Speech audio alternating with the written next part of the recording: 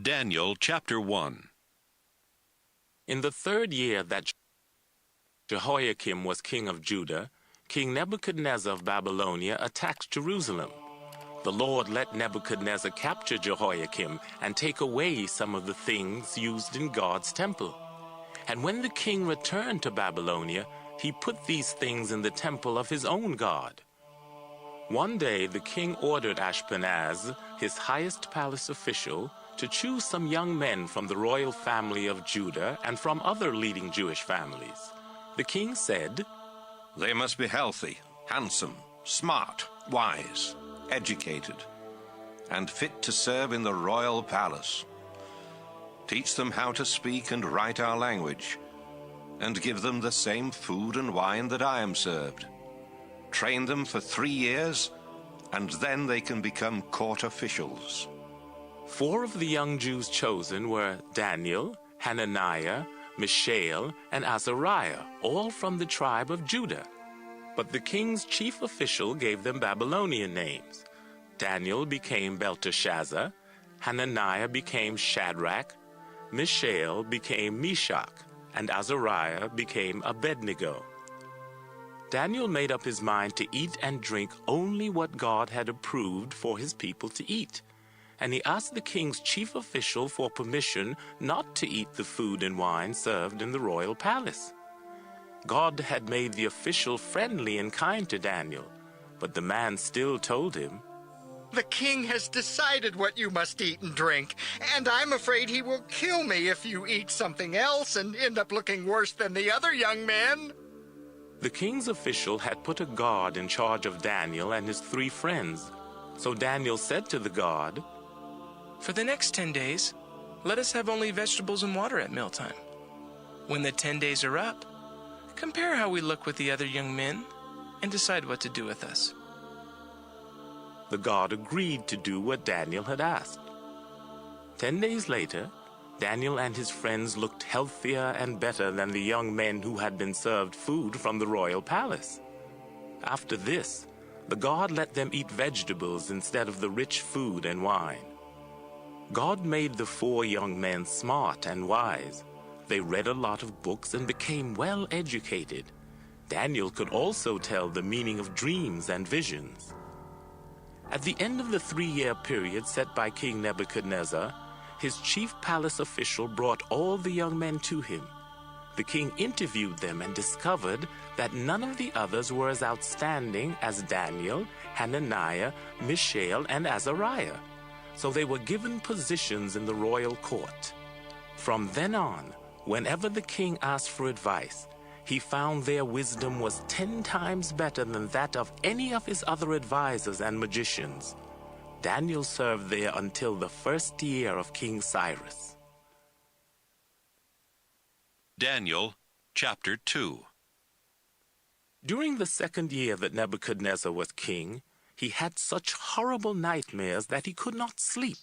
So he called in his counselors, advisors, magicians, and wise men, and said, "I am disturbed by a dream that I don't understand, and I want you to explain it."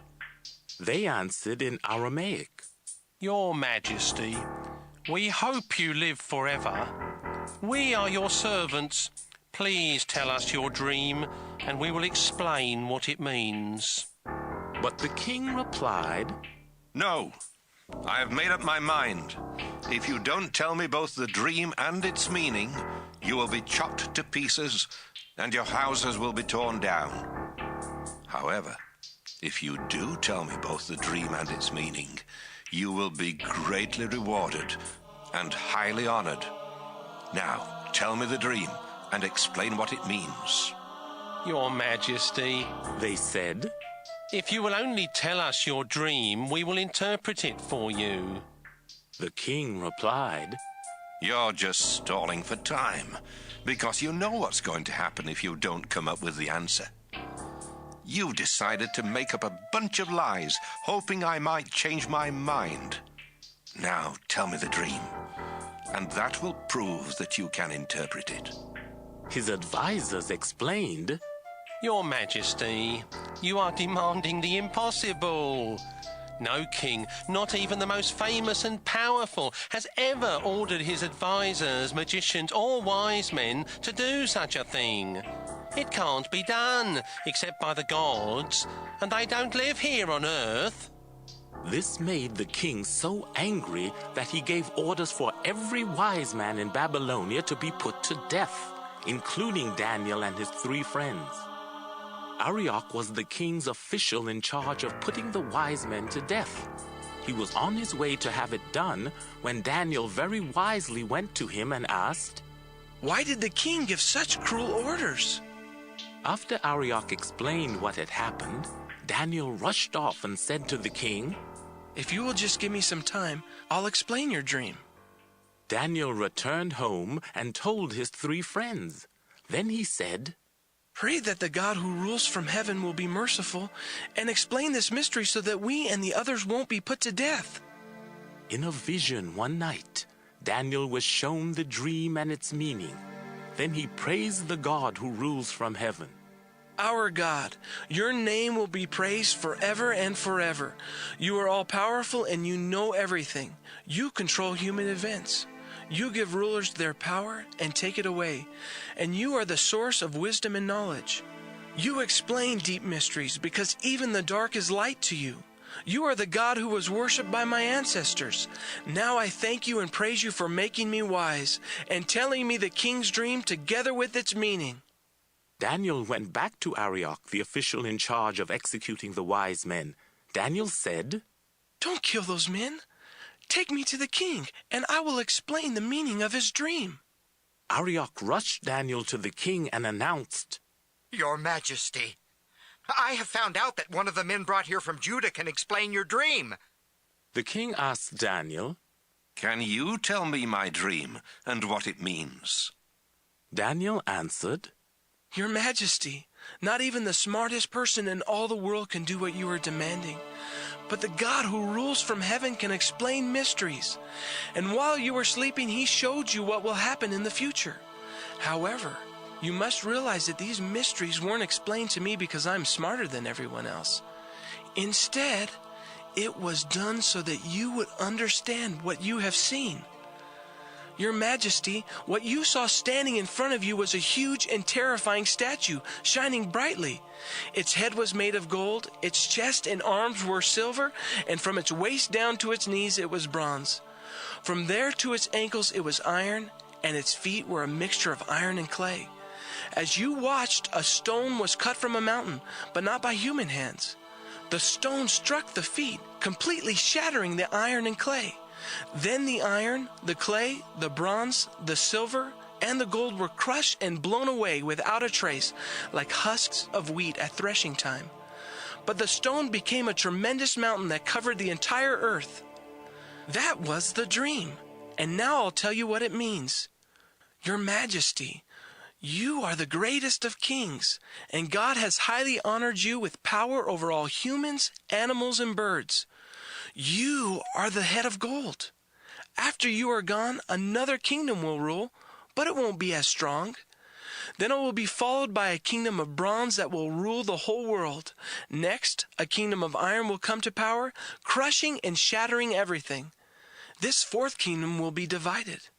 It will be both strong and brittle, just as you saw that the feet and toes were a mixture of iron and clay.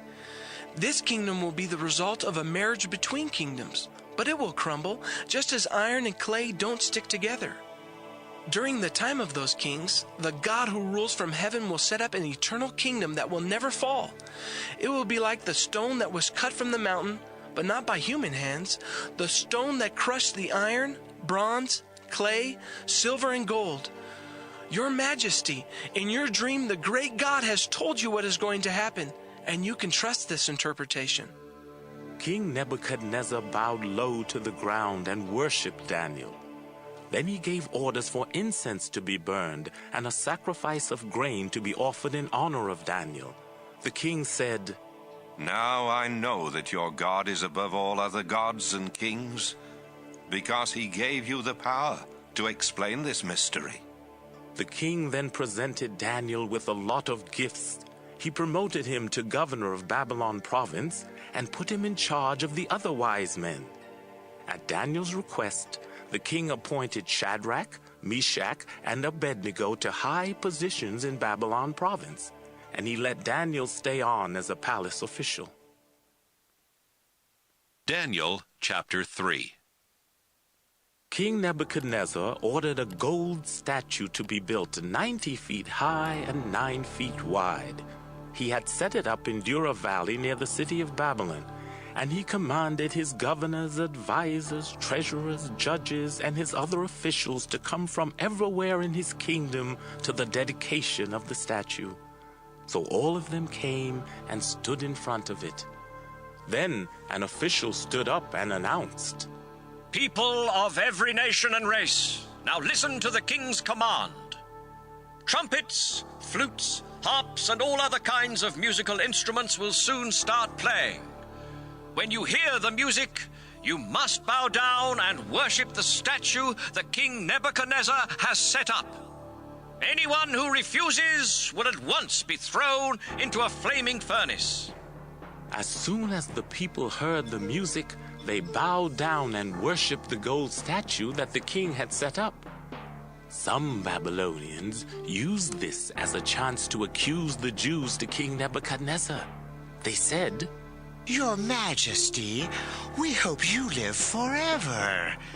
You commanded everyone to bow down and worship the gold statue when the music played, and you said that anyone who did not bow down and worship it would be thrown into a flaming furnace. Sir, you appointed 3 men to high positions in Babylon province, but they have disobeyed you. Those Jews, Shadrach, Meshach, and Abednego, refuse to worship your gods and the statue you have set up."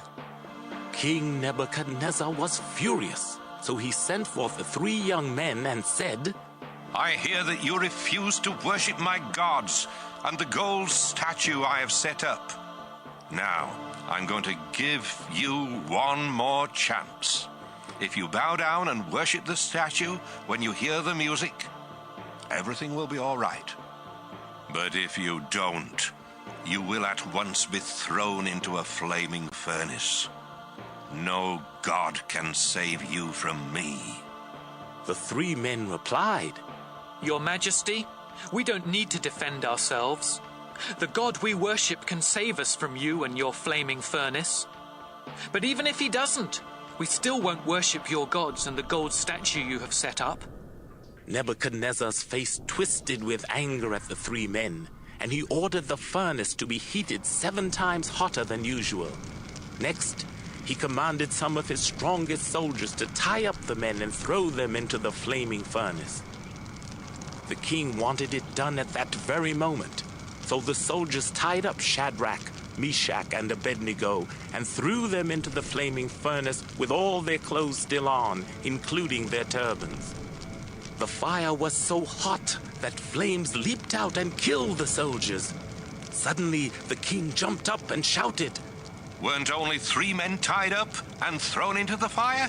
Yes, Your Majesty. The people answered.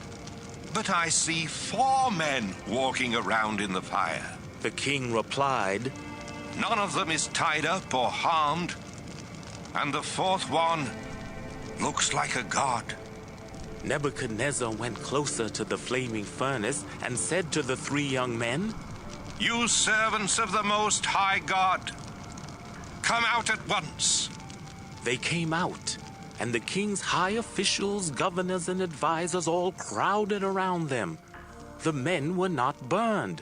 Their hair wasn't scorched, and their clothes didn't even smell like smoke. King Nebuchadnezzar said, Praise their God for sending an angel to rescue his servants. They trusted their God and refused to obey my commands. Yes, they chose to die rather than to worship or serve any god except their own. And I won't allow people of any nation or race to say anything against their God. Anyone who does will be chopped up, and their houses will be torn down, because no other god has such great power to save. After this happened, the king appointed Shadrach, Meshach, and Abednego to even higher positions in Babylon province. Daniel chapter 4. King Nebuchadnezzar sent the following letter to the people of all nations and races on the earth. Greetings to all of you. I am glad to tell you about the wonderful miracles God Most High has done for me. His miracles are mighty and marvelous. He will rule forever, and his kingdom will never end. I was enjoying a time of peace and prosperity when suddenly I had some horrifying dreams and visions. Then I commanded every wise man in Babylonia to appear in my court, so they could explain the meaning of my dream. After they arrived, I told them my dream, but they were not able to say what it meant. Finally, a young man named Daniel came in, and I told him the dream. The holy gods had given him special powers, and I had renamed him Belteshazzar, after my own god. I said, "Belteshazzar, not only are you the wisest of all advisors and counselors, but the holy gods have given you special powers to solve the most difficult mysteries. So listen to what I dreamed and tell me what it means." In my sleep, I saw a very tall tree in the center of the world. It grew stronger and higher until it reached to heaven and could be seen from anywhere on earth. It was covered with leaves and heavy with fruit, enough for all nations. Wild animals enjoyed its shade, birds nested in its branches, and all creatures on earth lived on its fruit. While I was in bed, having this vision, a holy angel came down from heaven and shouted, "Chop down the tree and cut off its branches. Strip off its leaves and scatter its fruit. Make the animals leave its shade and send the birds flying from its branches. But leave its stump and roots in the ground, surrounded by grass and held by chains of iron and bronze. Make sure that this ruler lives like the animals out in the open fields, unprotected from the dew. Give him the mind of a wild animal for 7 long years. This punishment is given at the command of the holy angels. It will show to all who live that God Most High controls all kingdoms and chooses for their rulers persons of humble birth." Daniel, that was the dream that none of the wise men in my kingdom were able to understand. But I am sure that you will understand what it means, because the holy gods have given you some special powers. For a while, Daniel was terribly confused and worried by what he was thinking.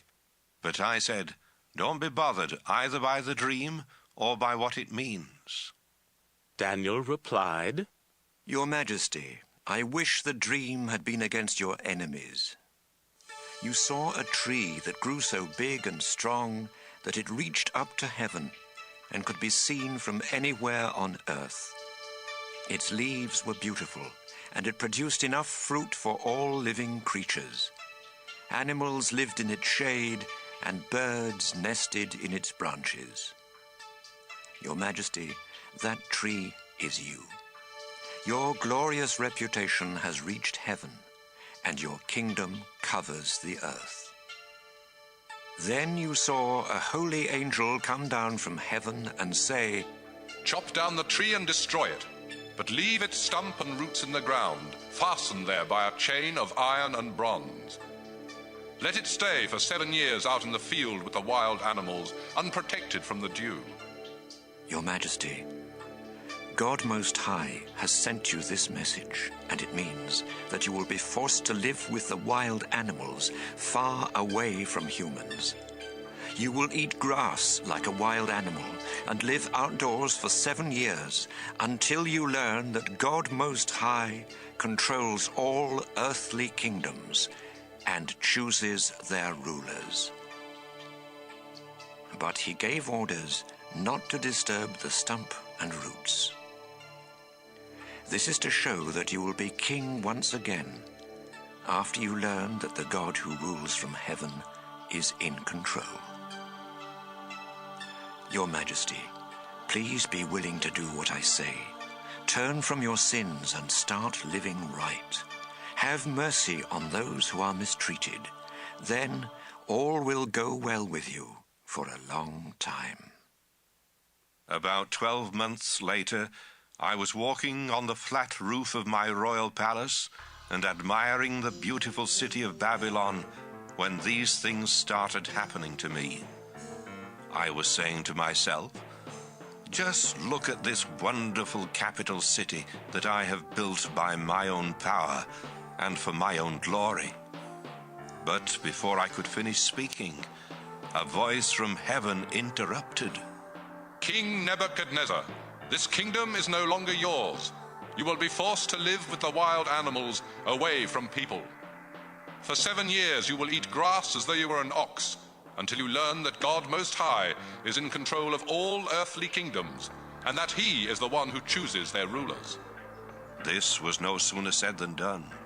I was forced to live like a wild animal. I ate grass and was unprotected from the dew. As time went by, my hair grew longer than eagle feathers, and my fingernails looked like the claws of a bird. Finally, I prayed to God in heaven, and my mind was healed. Then I said, I praise and honor God Most High. He lives forever, and His kingdom will never end. To Him the nations are far less than nothing. God controls the stars in the sky and everyone on this earth.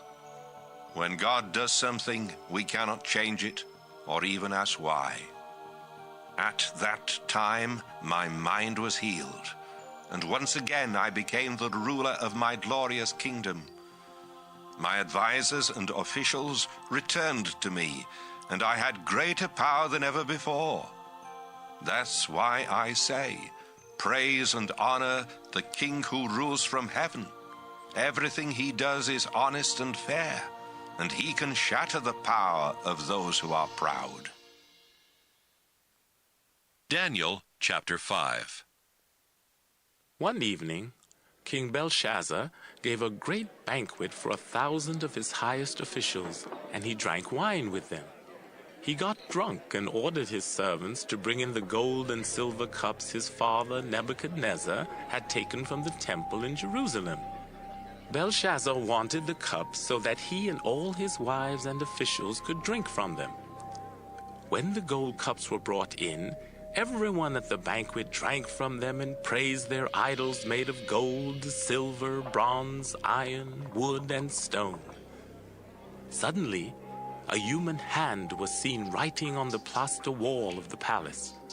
The hand was just behind the lampstand, and the king could see it writing.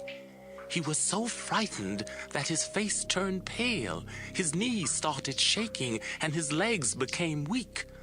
The king called in his advisors, who claimed they could talk with the spirits of the dead and understand the meanings found in the stars. He told them, The man who can read this writing and tell me what it means will become the third most powerful man in my kingdom. He will wear robes of royal purple and a gold chain around his neck. All of King Belshazzar's highest officials came in, but not one of them could read the writing or tell what it meant, and they were completely puzzled. Now the king was more afraid than ever before, and his face turned white as a ghost. When the queen heard the king and his officials talking, she came in and said, Your Majesty, I hope you live forever. Don't be afraid or look so pale. In your kingdom, there is a man who has been given special powers by the holy gods. When your father, Nebuchadnezzar, was king, this man was known to be as smart, intelligent, and wise as the gods themselves. Your father put him in charge of all who claimed they could talk with the spirits, or understand the meanings in the stars, or tell about the future. He also changed the man's name from Daniel to Belteshazzar. Not only is he wise and intelligent, but he can explain dreams and riddles and solve difficult problems. Send for Daniel, and he will tell you what the writing means. When Daniel was brought in, the king said, So, you are Daniel, one of the captives my father brought back from Judah. I was told that the gods have given you special powers, and that you are intelligent and very wise. Neither my advisers nor the men who talk with the spirits of the dead could read this writing or tell me what it means. But I've been told that you understand everything and that you can solve difficult problems. Now then, if you can read this writing and tell me what it means, you will become the third most powerful man in my kingdom. You will wear royal purple robes and have a gold chain around your neck. Daniel answered, Your Majesty, I will read the writing and tell you what it means, but you may keep your gifts or give them to someone else. Sir, the Most High God made your father a great and powerful man, and brought him much honor and glory. God did such great things for him that people of all nations and races shook with fear. Your father had the power of life or death over everyone, and he could honor or ruin anyone he chose. But when he became proud and stubborn, his glorious kingdom was taken from him. His mind became like that of an animal, and he was forced to stay away from people and live with wild donkeys.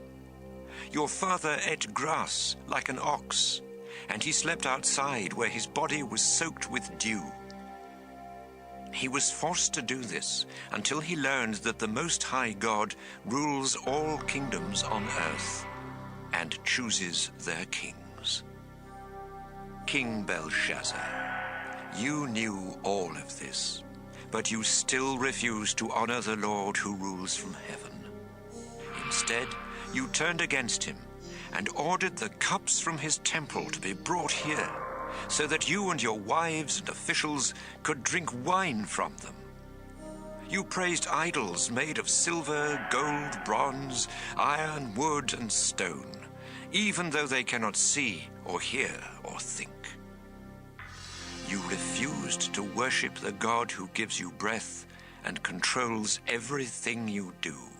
That's why he sent the hand to write this message on the wall.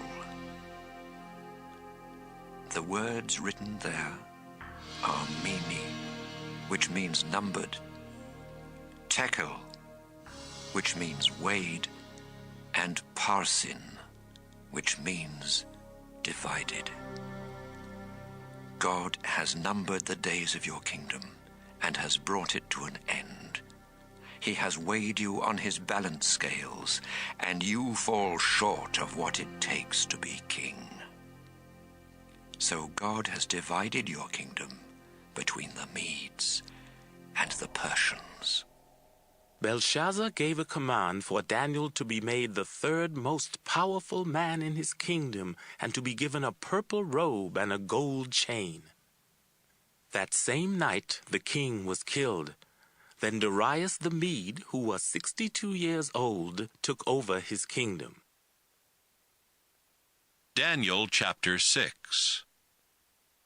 Darius divided his kingdom into 120 states and placed a governor in charge of each one.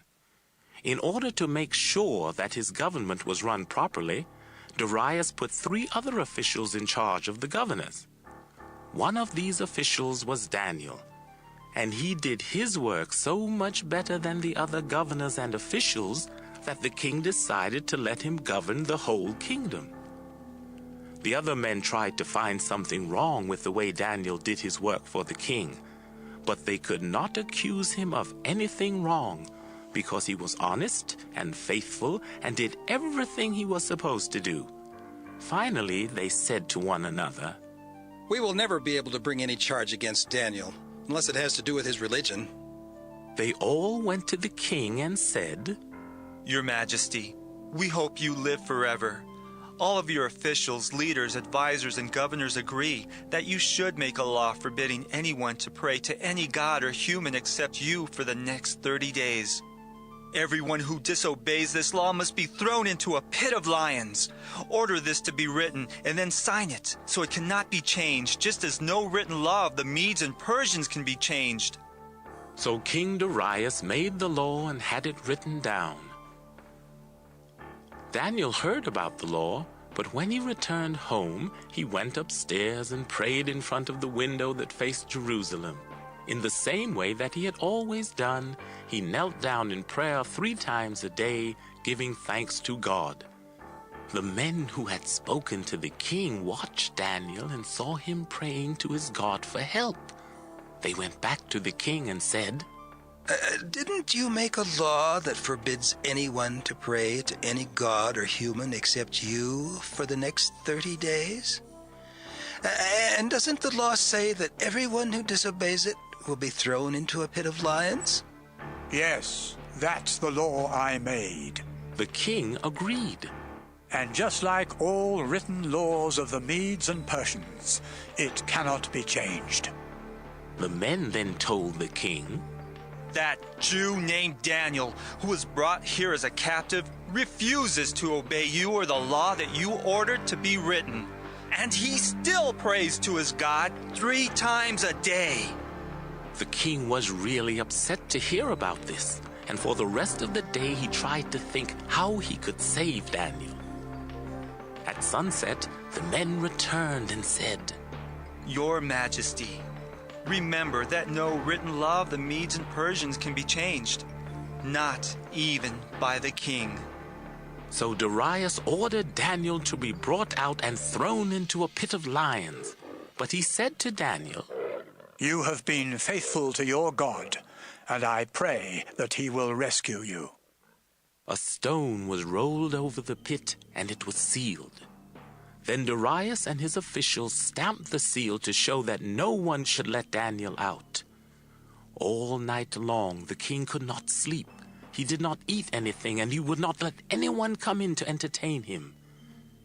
At daybreak, the king got up and ran to the pit. He was anxious and shouted, Daniel, you were faithful and served your God. Was he able to save you from the lions?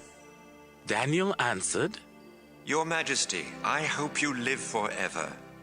My God knew that I was innocent, and he sent an angel to keep the lions from eating me. Your Majesty, I have never done anything to hurt you. The king was relieved to hear Daniel's voice, and he gave orders for him to be taken out of the pit. Daniel's faith in his God had kept him from being harmed, and the king ordered the men who had brought charges against Daniel to be thrown into the pit together with their wives and children. But before they even reached the bottom, the lions ripped them to pieces. King Darius then sent this message to all people of every nation and race in the world. Greetings to all of you. I command everyone in my kingdom to worship and honor the God of Daniel. He is the living God, the one who lives forever. His power and his kingdom will never end. He rescues people and sets them free by working great miracles. Daniel's God has rescued him from the power of the lions. All went well for Daniel while Darius was king, and even when Cyrus the Persian ruled. Daniel chapter 7. Daniel wrote, In the first year of King Belshazzar of Babylonia, I had some dreams and visions while I was asleep one night, and I wrote them down. The 4 winds were stirring up the mighty sea, when suddenly 4 powerful beasts came out of the sea.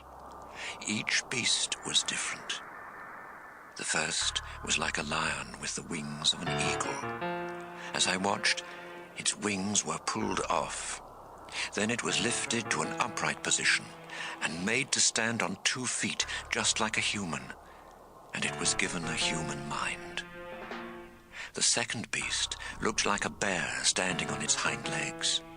It held 3 ribs in its teeth, and it was told, Attack! Eat all the flesh you want. The third beast was like a leopard, except that it had 4 wings and 4 heads. It was given authority to rule. The fourth beast was stronger and more terrifying than the others. Its huge teeth were made of iron, and what it didn't grind with its teeth, it smashed with its feet. It was different from the others, and it had horns on its head, 10 of them. Just as I was thinking about these horns, a smaller horn appeared, and 3 of the other horns were pulled up by the roots to make room for it. This horn had the eyes of a human, and a mouth that spoke with great pride. Thrones were set up while I was watching, and the eternal God took his place. His clothing and his hair were white as snow. His throne was a blazing fire with fiery wheels, and flames were dashing out from all around him. Countless thousands were standing there to serve him. The time of judgment began, and the books were opened. I watched closely to see what would happen to this smaller horn because of the arrogant things it was saying. Then, before my very eyes, the fourth beast was killed and its body destroyed by fire. The other 3 beasts had their authority taken from them, but they were allowed to live a while longer. As I continued to watch the vision that night, I saw what looked like a Son of Man coming with the clouds of heaven, and he was presented to the eternal God. He was crowned king and given power and glory, so that all people of every nation and race would serve him. He will rule forever, and his kingdom is eternal, never to be destroyed. Daniel wrote, I was terrified by these visions, and I didn't know what to think. So I asked one of those standing there, and he explained. The 4 beasts are 4 earthly kingdoms, but God Most High will give his kingdom to his chosen ones, and it will be theirs forever and ever. I wanted to know more about the 4th beast, because it was so different and much more terrifying than the others. What was the meaning of its iron teeth and bronze claws, and of its feet that smashed what the teeth and claws had not ground and crushed? I also wanted to know more about all 10 of those horns on its head. I especially wanted to know more about the one that took the place of 3 of the others, the horn that had eyes and spoke with arrogance and seemed greater than the others. While I was looking, this horn attacked God's chosen ones and was winning the battle. Then God Most High, the eternal God, came and judged in favor of his chosen ones, because the time had arrived for them to be given the kingdom.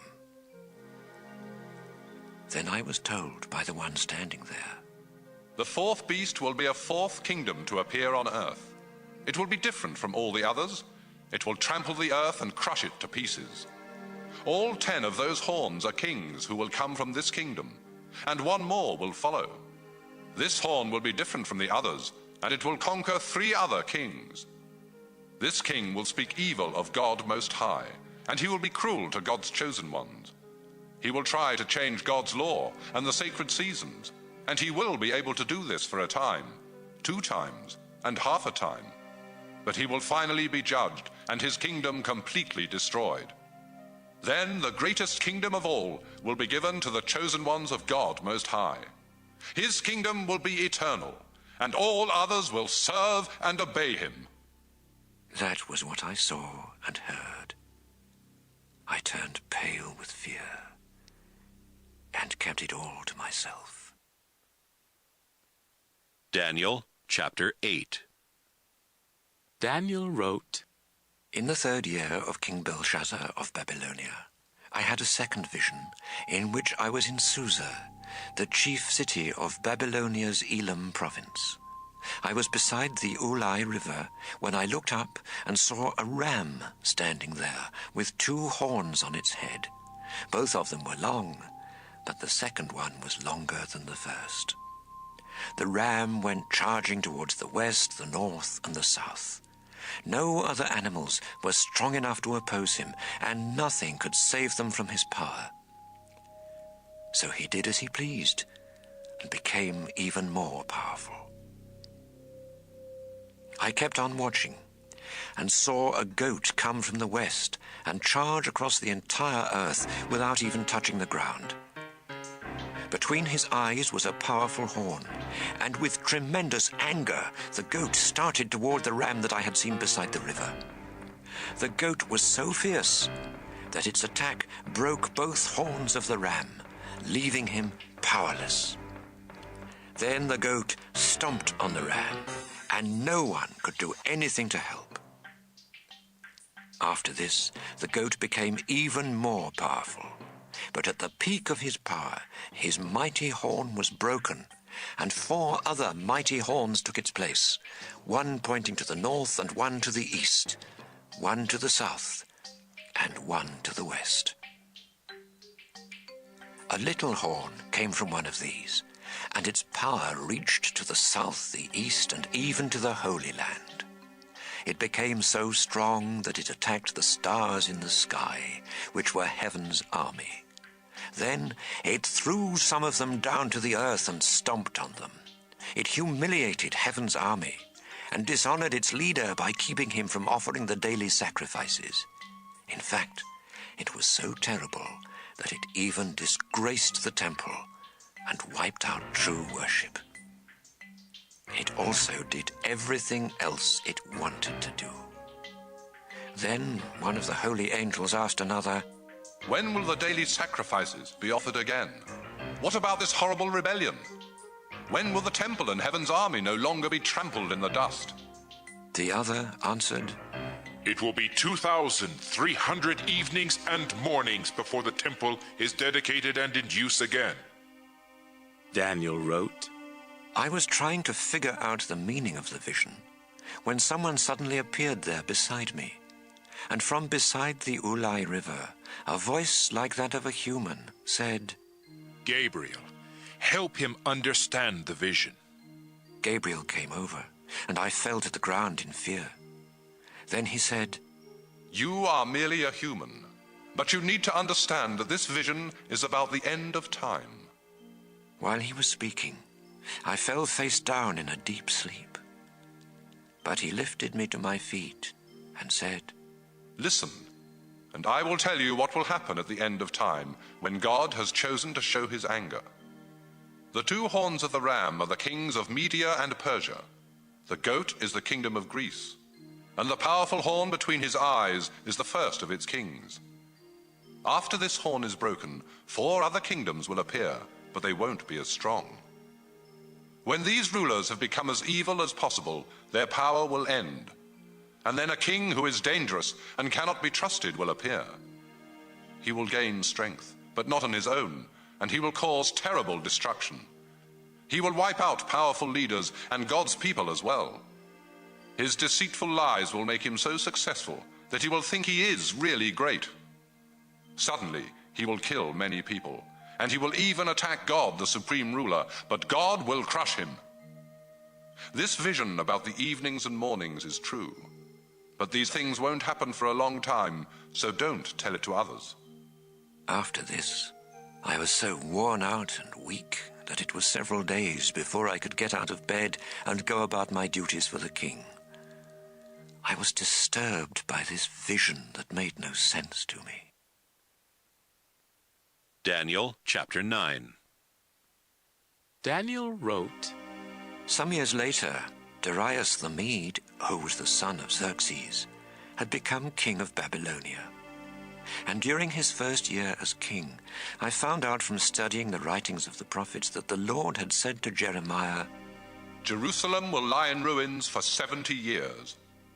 Then, to show my sorrow, I went without eating and dressed in sackcloth and sat in ashes. I confessed my sins and earnestly prayed to the Lord my God. Our Lord, you are a great and fearsome God, and you faithfully keep your agreement with those who love and obey you. But we have sinned terribly by rebelling against you and rejecting your laws and teachings. We have ignored the messages your servants, the prophets, spoke to our kings, our leaders, our ancestors, and everyone else. everything you do is right, our Lord. But still we suffer public disgrace because we have been unfaithful and have sinned against you.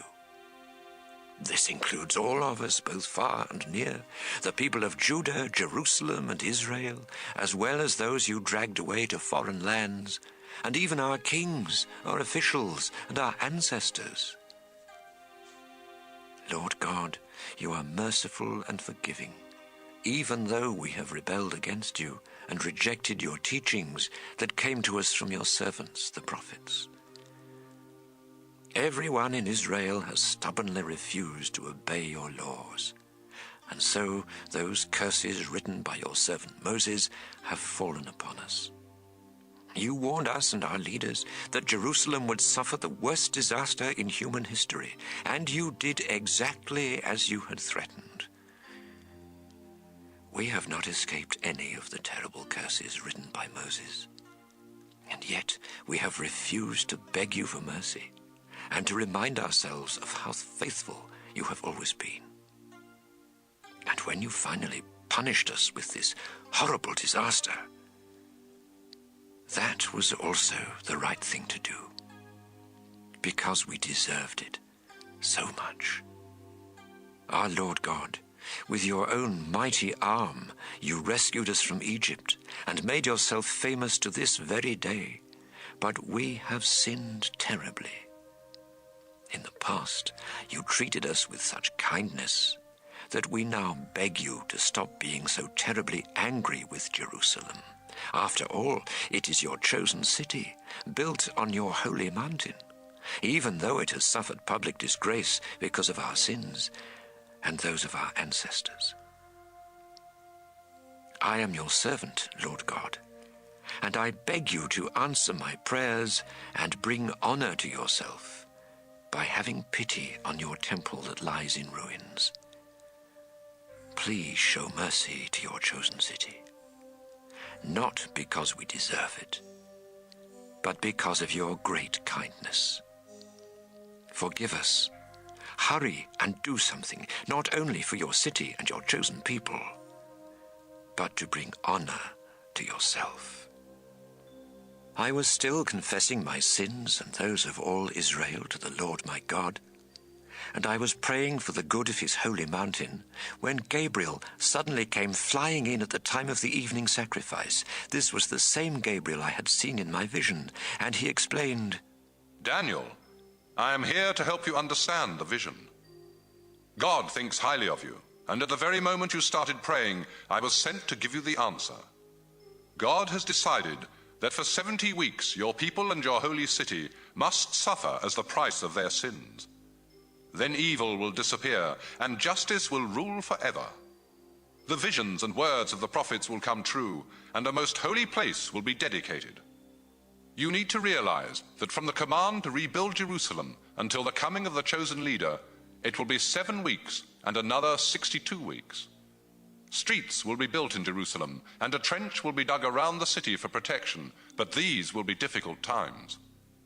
At the end of the 62 weeks, the chosen leader will be killed and left with nothing.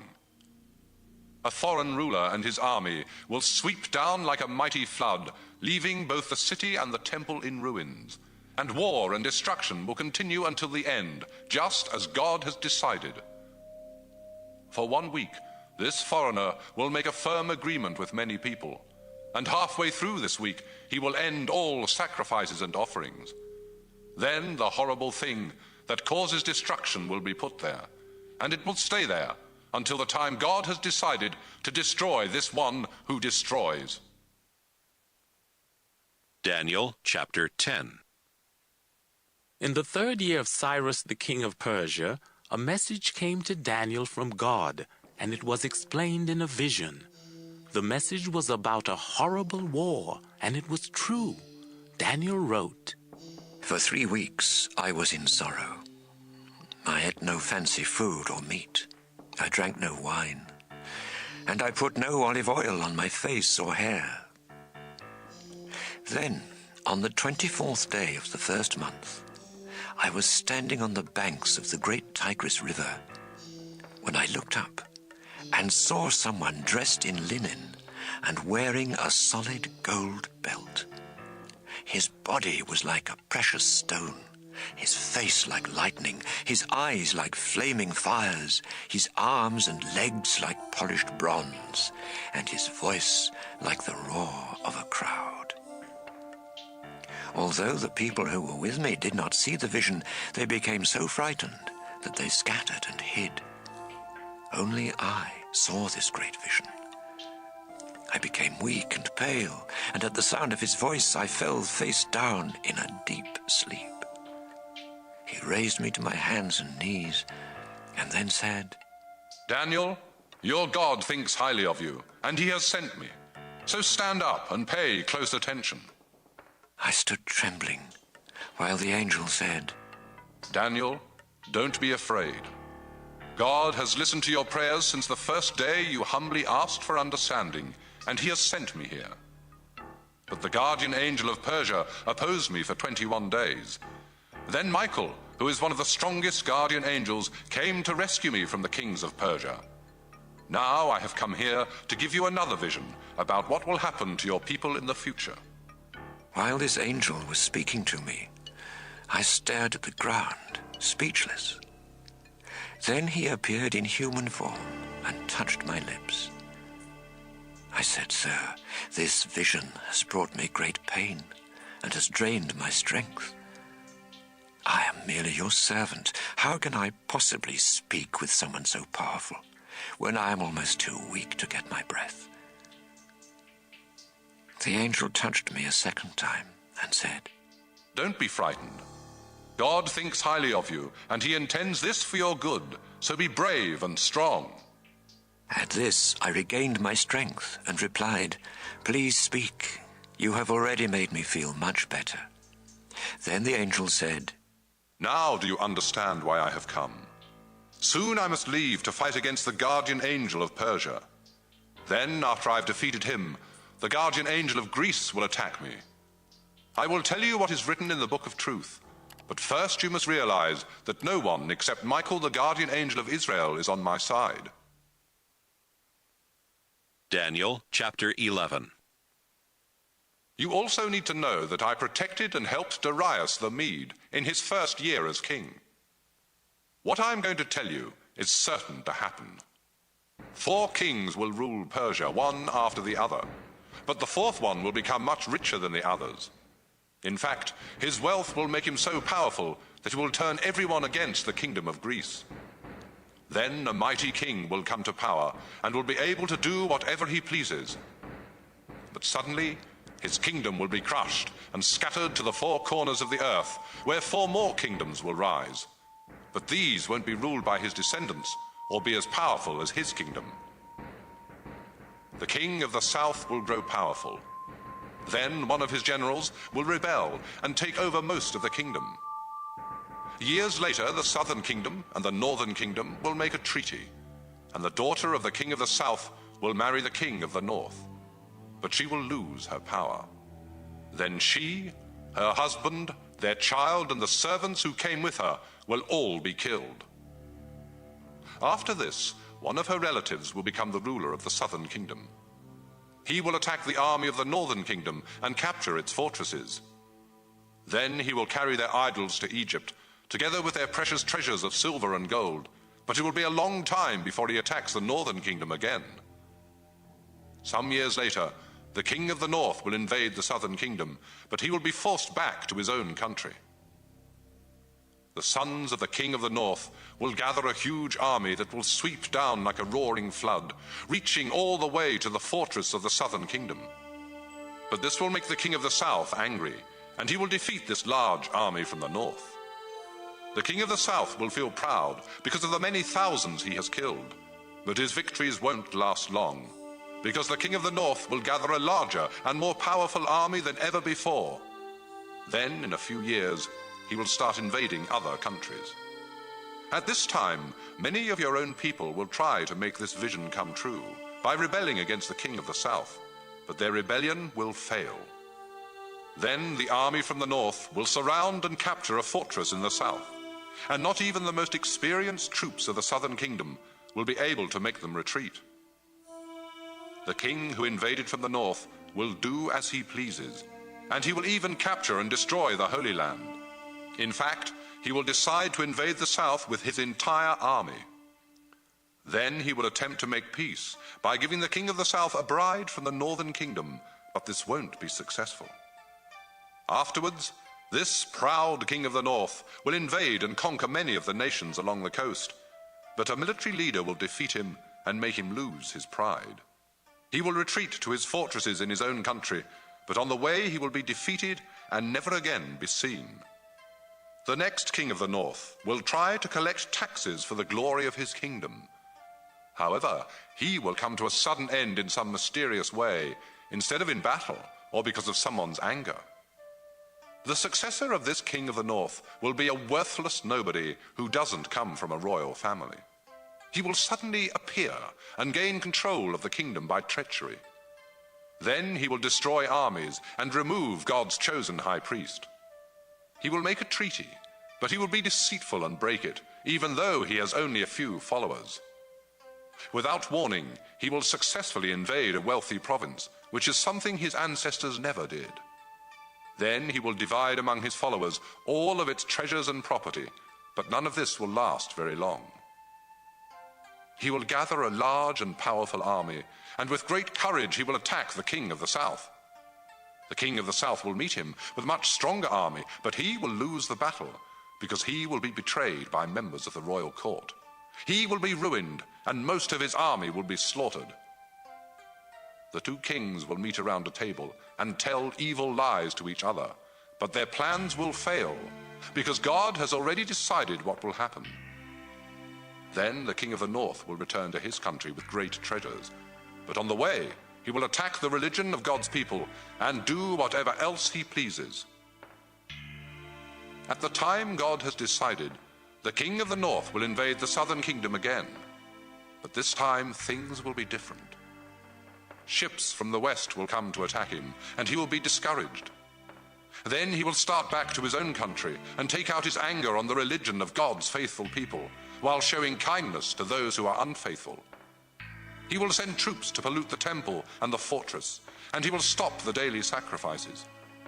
Then he will set up that horrible thing that causes destruction. The king will use deceit to win followers from those who are unfaithful to God, but those who remain faithful will do everything possible to oppose him. Wise leaders will instruct many of the people, but for a while, some of these leaders will either be killed with swords or burned alive, or else robbed of their possessions and thrown into prison. They will receive only a little help in their time of trouble, and many of their followers will be treacherous. Some of those who are wise will suffer, so that God will make them pure and acceptable until the end, which will still come at the time he has decided. This king will do as he pleases. He will proudly claim to be greater than any god and will insult the only true God. Indeed, he will be successful until God is no longer angry with his people. This king will reject the gods his ancestors worshipped and the God preferred by women. In fact, he will put himself above all gods and worship only the so-called God of fortresses, who was unknown to his ancestors. And he will honor it with gold, silver, precious stones, and other costly gifts. With the help of this foreign god, he will capture the strongest fortresses. Everyone who worships this god will be put in a position of power and rewarded with wealth and land. At the time of the end, the king of the south will attack the kingdom of the north.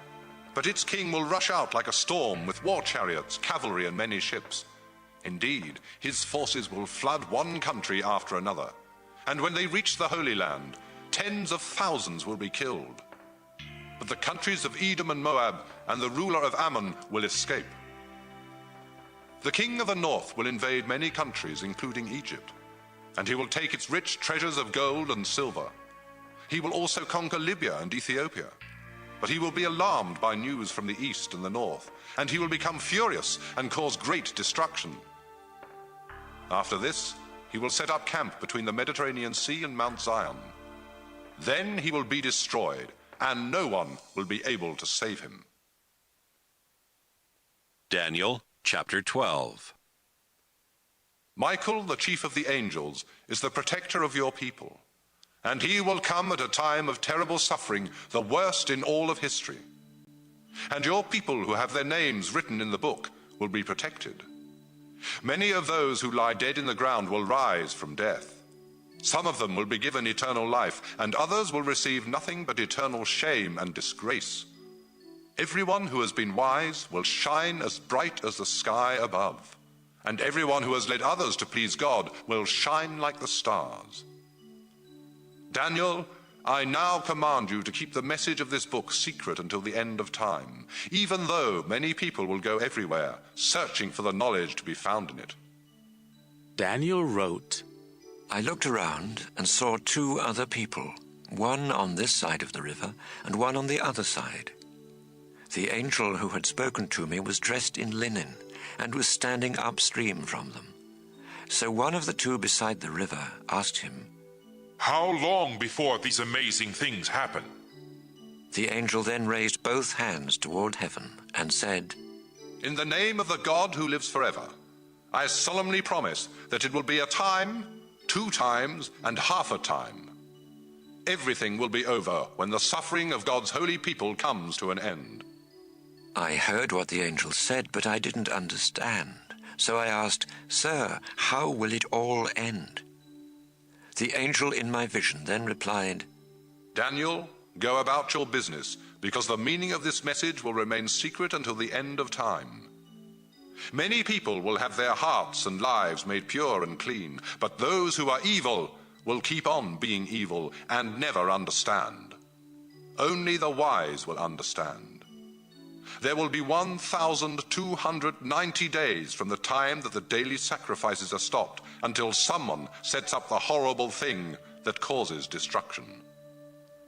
God will bless everyone who patiently waits until 1,335 days have gone by. So, Daniel, be faithful until the end.